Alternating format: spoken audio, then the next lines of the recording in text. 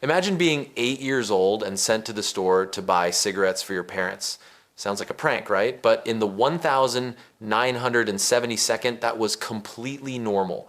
Back then, kids played on train tracks, families flew on smoke-filled airplanes, and seatbelts were treated as optional. Before we begin, do us a favor, hit that like button and subscribe. It really helps the channel grow.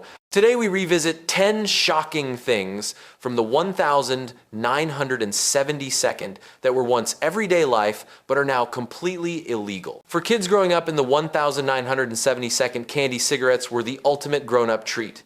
Sold in every corner store, these white sugar sticks came in little cardboard packs designed to look just like real cigarette boxes. Some even had a red-colored tip to mimic a glowing ember, and when you blew through them, a puff of powdered sugar created the illusion of smoke. Pretending to flick and inhale them made children feel sophisticated, like they were copying their parents or movie stars. At the time, no one thought twice about it. Smoking was everywhere on television, in restaurants, even on airplanes. Parents saw the candy as harmless fun, not realizing it might normalize smoking for kids.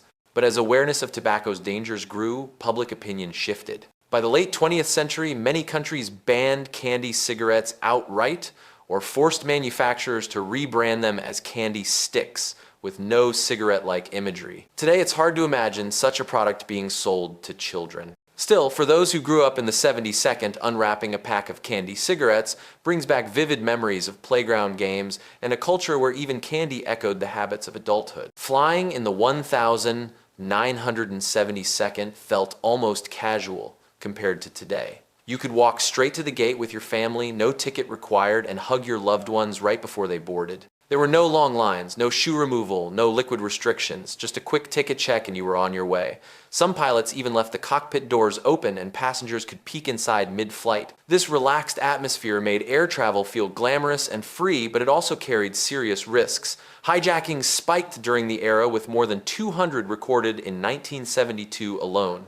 At first, airports introduced minor checks, but it wasn't until the terrorist attacks of the 11th of September 2001 that everything changed. The Aviation and Transportation Security Act created the TSA, ushering in rigorous screening, X-ray scanners, and locked cockpits. Today, the idea of strolling casually to the gate feels like a relic of a more trusting world. For those who remember the 72nd airport, nostalgia means more than cheap flights. It recalls an era when flying felt glamorous, personal, and astonishingly easy compared to the security-heavy process we know now. In the 1972nd, grabbing a few drinks at the bar and then driving home wasn't unusual, it was expected. The legal blood alcohol content BAC limit in many states was 0.10% or higher, far above today's 0.08%. Having one too many and still getting behind the wheel was brushed off as part of social life. Friends might laugh it off, and law enforcement was often lenient unless an accident occurred. But the consequences were deadly. Traffic fatalities linked to alcohol skyrocketed, with some estimates showing more than half of all fatal crashes involving drinking drivers. The cultural tolerance for drunk driving began to crumble in the late 1972nd and early 1982nd, thanks in part to advocacy groups like Mothers Against Drunk Driving, MAD D4. Their relentless campaigns reshaped public opinion and pushed lawmakers to act. By the mid-1982nd, most states had lowered their BAC limits to 0.08%, and penalties for driving under the influence grew much harsher. Today, drunk driving is a serious crime, and the idea of casually driving home after a few beers feels shocking. Yet, for those who lived through the 72nd, it's a reminder of just how much public attitudes and laws have changed. If you rode in a car during the 1972nd, chances are you remember a world with almost no seatbelt rules. Many vehicles didn't even come with rear seatbelts, and it was perfectly normal for kids to stand on the back seat, lean out the window, or even ride on a parent's lap in the front. Parents saw it as freedom, not recklessness, and few believed seatbelts were truly necessary. At the time, seatbelt use was considered a personal choice, not a legal requirement. Some even argued that belts could trap passengers in accidents rather than save them. But as traffic deaths mounted, research proved otherwise. Studies showed seatbelts dramatically reduced fatalities, and by 1984, New York became the first state to make wearing them mandatory. Soon after, the rest of the country followed. Today, buckling up is second nature, and children are secured in carefully tested safety seats. Looking back, it's hard to imagine how casual people once were about such a simple life-saving step.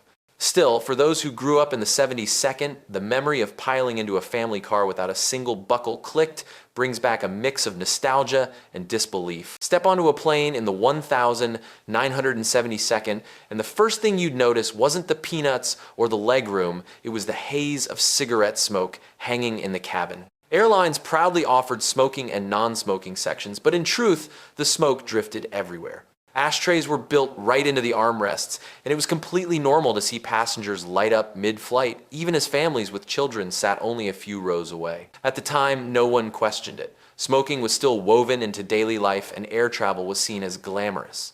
For many travelers, enjoying a cigarette above the clouds was part of the experience. But as the dangers of secondhand smoke became undeniable, public pressure mounted. In 1988, smoking was banned on short domestic flights, and by 2000, the ban extended to all U.S. flights, domestic and international. Today, the thought of being trapped in a sealed cabin filled with cigarette smoke feels shocking.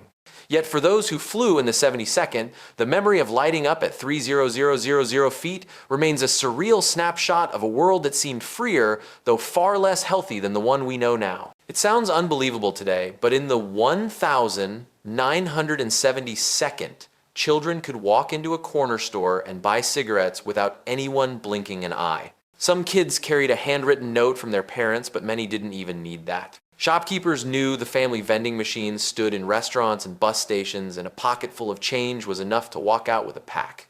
For parents, it was simply another household errand like buying bread or milk. At the time, smoking was so common that no one thought twice about sending a child on such an errand.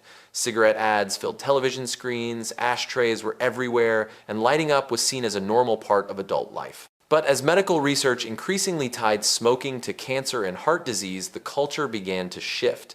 Laws tightened, age restrictions were enforced, and vending machines disappeared. Today, the idea of an 8-year-old buying cigarettes feels shocking, even reckless. Yet for those who grew up in the 72nd, it was just another reminder of how different the world once was, when childhood responsibility sometimes meant picking up a carton of Marlboros on the way home from school. For many kids, in the 1972nd, nothing felt more magical than owning an Easy Bake Oven. Imagine being 8 years old, tearing open a packet of cake mix, sliding a tiny pan into the toy oven, and waiting eagerly as a glowing light bulb baked your first homemade dessert. The results were often lopsided or a bit undercooked, but that didn't matter. The real joy came from proudly announcing, "I made this myself." Yet behind the charm lurked danger. The oven's light bulb could heat up to over 350 degrees Fahrenheit, 175 degrees Celsius, hot enough to cause severe burns. Reports began surfacing of children accidentally touching the heating element and suffering second-degree burns. Parents loved the creativity it encouraged, but safety concerns grew too loud to ignore. By the early 2000s, manufacturers replaced the light bulb design with safer enclosed heating elements. The toy survived, but its risky innocence from the 72nd was gone. For those who grew up in that era, the Easy Bake Oven remains a bittersweet memory, part culinary adventure, part hidden hazard, and a reminder of just how fearless childhood once was. Summer in the 1972nd often meant backyard barbecues, lemonade on the porch, and a game of lawn darts on the grass. The rules were simple: toss a giant heavy dart with a sharp metal tip toward a circular target on the ground. The satisfying thud as it stuck into the soil was the sound of victory. For many families, it wasn't just a game, it was a summer tradition. But hidden in that tradition was real danger. Lawn darts were heavy enough to pierce not just the lawn, but anything or anyone who happened to be in the way. One careless throw or a child running across the yard at the wrong moment could end in serious injury, even death. By the late 1982nd, after several tragic accidents and growing public outcry, the U.S. government banned the sale of sharp-tipped lawn darts altogether. Today, the only versions you'll find are redesigned with safe, rounded tips. Still, for those who grew up in the 72nd, the memory of a family cookout with a set of lawn darts lying nearby is etched into nostalgia, a reminder of how fun and risk often walked hand in hand. If you were a kid in the 1970, second chances are you remember the sharp clack, clack, clack echoing across schoolyards. Clackers were two heavy acrylic balls attached to a string, and the goal was simple: swing them up and down until they smacked together in rhythm. The faster you went, the louder the sound, and the more impressive you looked in front of friends. For a while, these toys were the ultimate test of coordination and coolness. But the thrill came with a price. Those hard acrylic balls could sting your hands, bruise your face, and in some cases shatter into dangerous shards. Emergency rooms began seeing a rise in injuries directly tied to clackers, and concerned parents and schools started banning them outright. By the late 1972nd, manufacturers were forced to redesign the toy with softer, safer materials, but the craze had already faded. Even so, hearing that familiar clacking sound instantly transports many back to a time of scraped knuckles and endless playground dares. They were dangerous, no doubt, but to the kids of the 72nd, clackers weren't just toys, they were a noisy badge of pride. In the 1972nd, train tracks were more than just steel rails cutting across towns. They were a playground.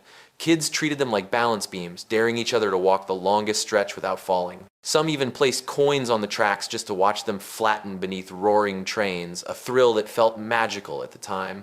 To many children, it wasn't trespassing, it was adventure. But behind that sense of freedom was danger nobody seemed to acknowledge. Trains were slower and louder then, so kids believed they could always jump away in time. Parents rarely intervened, seeing it as harmless fun. Today, however, the picture is very different. Modern trains are faster, quieter, and take far longer to stop. Railway companies have strict trespassing laws, and stepping onto tracks can mean hefty fines or even arrest. What was once an innocent game is now considered one of the most life-threatening activities a child could attempt. Still, for many who grew up in the 72nd, the memory of balancing on those rails under the summer sun remains a bittersweet reminder of a carefree childhood that simply wouldn't fly today. Looking back, it's almost unbelievable how normal these things once felt. Kids buying cigarettes, passengers lighting up on airplanes, or families driving without a single seatbelt fastened. They weren't just activities, they were snapshots of a world that seemed freer, but also far riskier. So which of these 1,972nd memories surprised you the most? Drop a comment below and share your story. We'd love to hear it. And if you enjoyed this nostalgic journey, don't forget to like, subscribe, and join us next time as we bring even more pieces of the past back to life.